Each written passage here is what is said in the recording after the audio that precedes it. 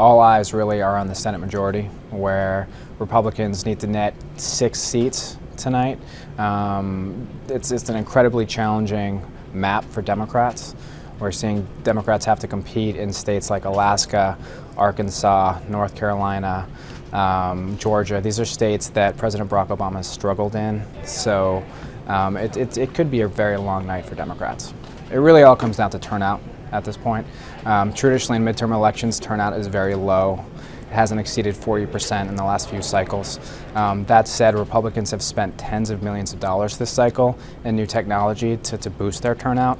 Early voting totals that we've seen have shown about 18 million voters across 32 states have already cast ballots. That could be very good news for Republicans. The first polls close at 7 o'clock tonight. That first state that we'll see in that list is Kentucky, featuring Mitch McConnell, the top Republican in the Senate.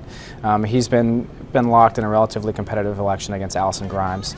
Looks like he will ultimately prevail, at least that's what polls are showing. But then we jump right into states like North Carolina, New Hampshire at 7:30 and 8 o'clock respectively. North Carolina features Democratic incumbent Kay Hagan, who's really fighting for her political survival. And then New Hampshire at 8 o'clock. New Hampshire's been a fascinating race that would really be the icing on the cake for Republicans. But this is an election year where we may not know for a couple months ultimately which party controls the Senate.